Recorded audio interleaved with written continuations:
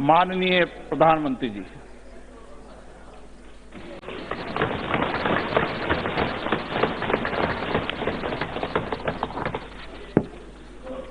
माननीय अध्यक्ष महोदय, आज मैं आपके बीच देश के लिए बहुत ही महत्वपूर्ण और ऐतिहासिक विषय पर जानकारी देने के लिए विशेष तौर पर उपस्थित हूं। ये विषय करोड़ों देशवासियों की तरह ही मेरे हृदय के भी करीब है और इस पर बात करना मैं अपना बहुत बड़ा सौभाग्य समझता हूं। ये विषय श्री राम जन्मभूमि से जुड़ा हुआ है।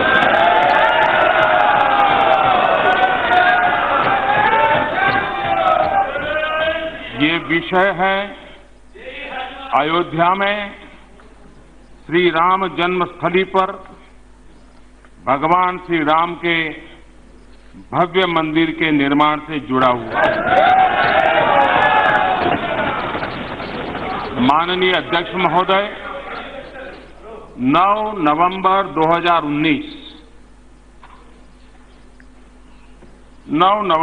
2019 को मैं करतारपुर साहिब कॉरिडोर के लोकार्पण हेतु पंजाब में था।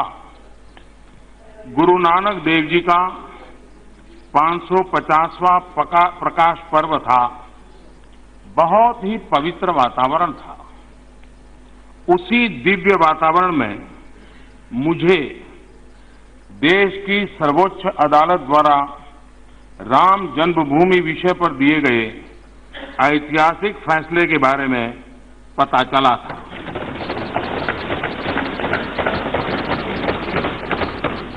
इस फैसले में माननीय सर्वोच्च न्यायालय ने कहा था कि श्री राम जन्मभूमि के विवादित स्थल के भीतरी और बाहरी आंगन पर राम लला विराजमान का ही स्वामित्व है।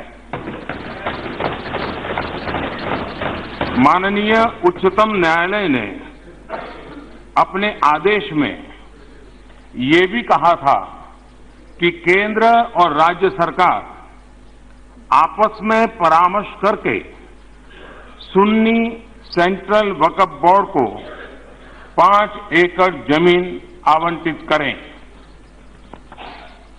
माननीय अध्यक्ष जी, मुझे आज इस सदन को, पूरे देश को ये बताते हुए बहुत ही खुशी हो रही है कि आज सुबह केंद्रीय मंत्रिमंडल की हुई बैठक में सुप्रीम कोर्ट के आदेशों को ध्यान में रखते हुए इस दिशा में महत्वपूर्ण निर्णय लिए गए हैं।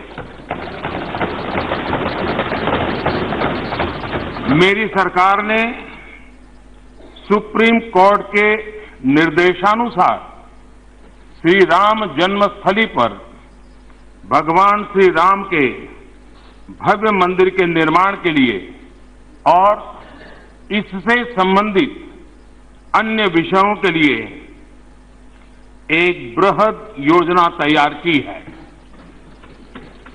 सुप्रीम कोर्ट के आदेशों के अनुसार एक स्वायत्त ट्रस्ट श्री राम जन्मभूमि तीर्थ क्षेत्र, ट्रस्ट का नाम होगा श्री राम जन्मभूमि तीर्थ क्षेत्र, श्री राम जन्मभूमि तीर्थ क्षेत्र का गठन करने का प्रस्ताव पारित किया गया है। ये ट्रस्ट अयोध्या में भगवान श्री राम की जन्मस्थली पर भव्य और दिव्य श्री राम मंदिर के निर्माण और उससे संबंधित विषयों पर निर्णय लेने के लिए पूर्ण रूप से स्वतंत्र होगा। माननीय अध्यक्ष जी, माननीय सर्वोच्च अदालत के आदेश अनुसार गहन विचार विमर्श और संवाद के बाद अयोध्या में 5 एकड़ जमीन सुन्नी वक्फ बोर्ड को आवंटित करने का अनुरोध उत्तर प्रदेश सरकार से किया गया। इस पर राज्य सरकार ने भी अपनी सहमति प्रदान कर दी है।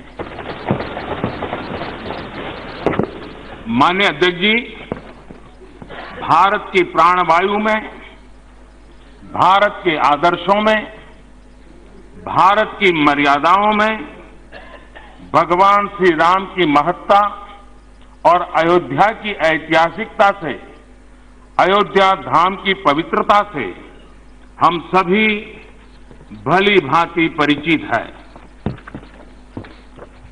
अयोध्या में भगवान श्री राम के भव्य मंदिर के निर्माण, वर्तमान और भविष्य में रामलला के दर्शन करने के लिए आने वाले श्रद्धालुओं की संख्या और उनकी भावनाओं को ध्यान में रखते हुए सरकार द्वारा एक और महत्वपूर्ण निर्णय लिया गया है। मेरी सरकार ने फैसला किया है कि अयोध्या कानून के तहत अधिगृहित संपूर्ण भूमि जो लगभग 67.703 एकड़ है और जिसमें भीतरी और बाहरी आंगन भी सम्मिलित है, उसे नवगठित श्री राम जन्मभूमि तीर्थ क्षेत्र को हस्तांतरित किया जाए।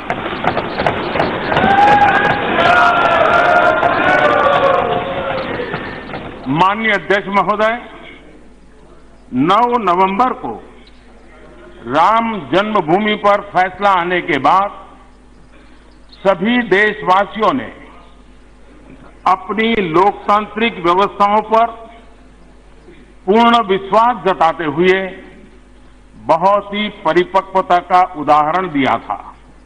मैं आज सदन में देशवासियों के इस परिपक्व व्यवहार की भूरी भूरी प्रशंसा करता हूं। माननीय अध्यक्ष जी, हमारी संस्कृति, हमारी परंपराएं हमें वसुधैव कुटुंबकम और सर्वे भवन्तु सुखिनः का दर्शन देती हैं।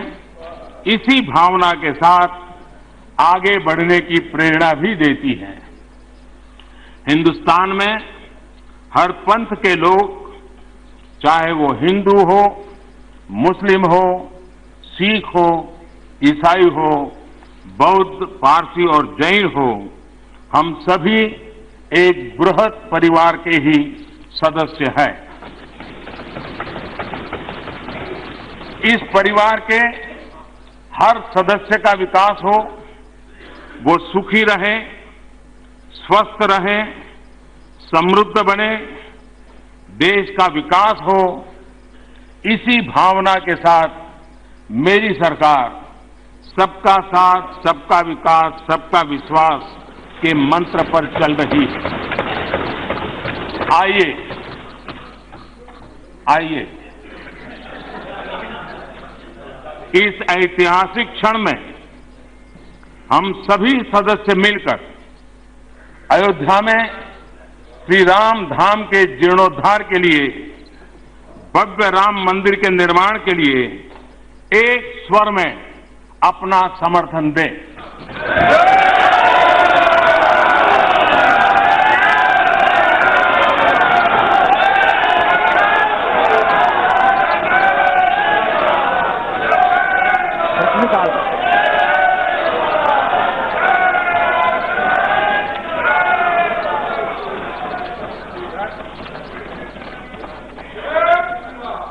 प्रश्नकाल, प्रश्न संख्या 41।